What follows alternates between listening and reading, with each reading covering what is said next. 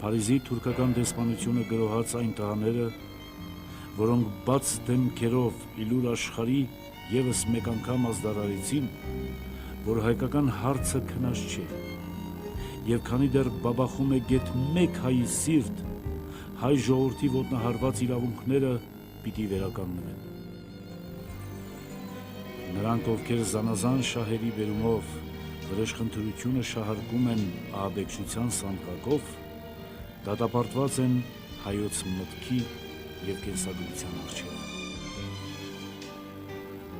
4 զինյալ հայ մարտիկներ ներխուժում են թուրքական դեսպանատուն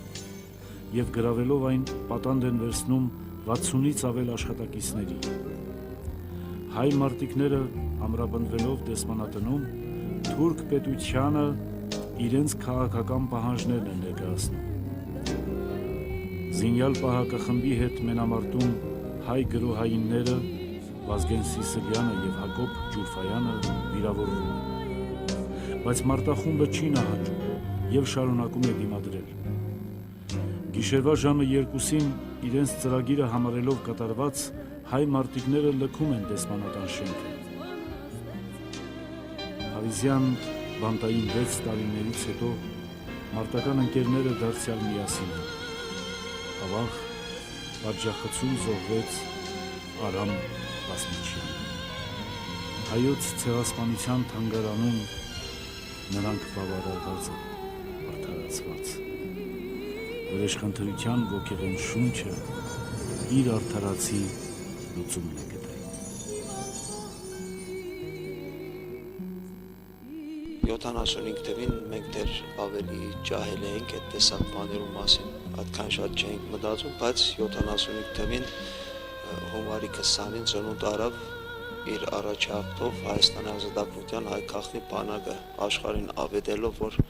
հայ այլևս ոչ թե մինակ խաղաղ միջոցներով ցույցերով պիտի բողոքի, այլ նաև կա զինվորական ակտեր, որը աշխարհի ուշադրությունը գրավե։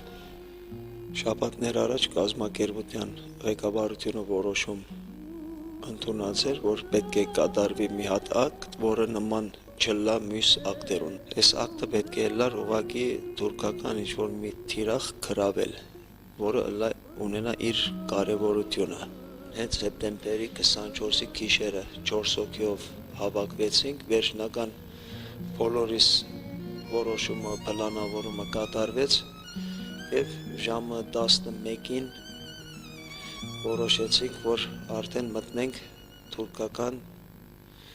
Փարիզում գտնվող հյուպատոսարանը։ Երկու խմբակի բաժնվեցինք, տարբեր կողմերից հասանք դեսպանատան առջև, շենքը գտնվում էր, հյուպատոսարանը գտնվում էր 2-րդ հարկում, մեր ամբողջ զենք զինամթերքով բարձրացանք վերև, բոլորիս անակնկալը շատ մեծ էր, այնտեղ գտնելով 100-ը ավելի մարդ, որտեղ տղաքը տարբեր լեզուներով քորում էին, մենք քաղաքնի բանակի անդամներ ենք, եկել ենք գրավելու դեսպանատունը, խնդրում ենք բոլորդ գետին նստել և ենթարկվել մեզ։ Կրակոցները տևեցին մոտ 15-20 րոպե, քանի որ ահագին ներսը թուրքերու կողմէ զինված մարդիկ կային, ահագին իրարանցումը ստեղծվեց այդ կրակոցներից ետքը,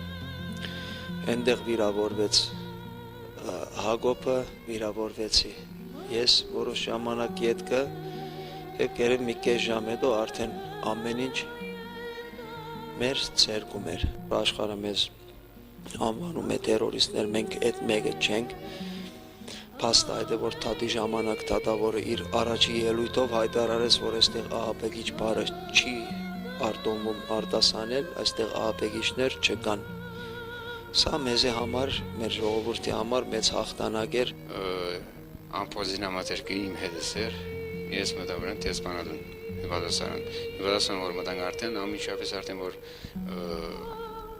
շարժումն է, որ եղավ բորալը կանչերը, ուրեմն որ արդեն ամեն մեկս ասենք բաժվեցանք, ամեն մեկս գացինք սենակներ, որպես նայենք թե զինյալ եւ այլն գա թե ոչ։ Եվ որ ես արդեն սենակներ, որ գստուկ են ներսին արդեն գրակոցներ եղավ։ Գրագոստերի պատասխան ես արդեն գրագեցի, որը ասենք քանի շատ մոտ եմ որ գրագում եղավ, ես ստացա ուրեմն 7 գաբար ստացա։ Ու ասենք դիմացիներն վիրավորեցան, որ ասենք հյուբադոսներ որ վիրավորվեցավ ինքը, արդեն մնաց մեր մոդը բախվեցավ ինքը։ Անում էր գործողության քաղաքական նպատակները, քաղաքական հետևանքները։ Ուրեմն այս գործողությունը մենք պետք է անպայման այս գործողության կատարեինք, որից մեծ հավանականություն կար, որ զոհվեինք, բայց մեզանից մի հոգի մնալու էր ողջ, որպես դատավարություն աներ։ Գործողությունը սկիզբներում շատ դաժան էր, որտեղ գրագոստներ ամեն կողմից գալիս էր, մենք ամեն կողմ գրագում էինք, մեր վրա գրագում էին։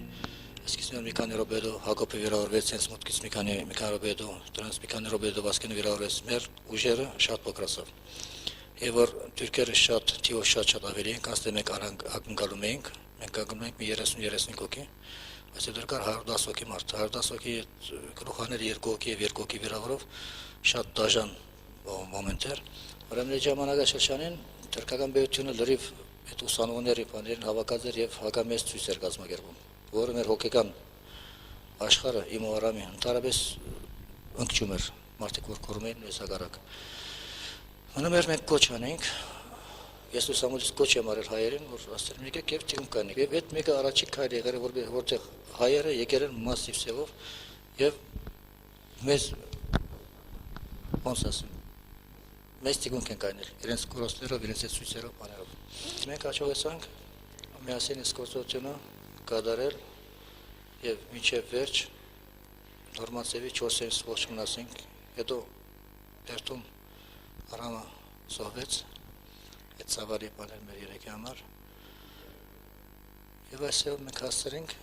մեր զինյալ բայկարը իր կակատնակետին, որտեղ արդեն կարողանում էինք մի հատ տեղ կրավել եւ ոչ թե մենակ խփել եւ բախնել։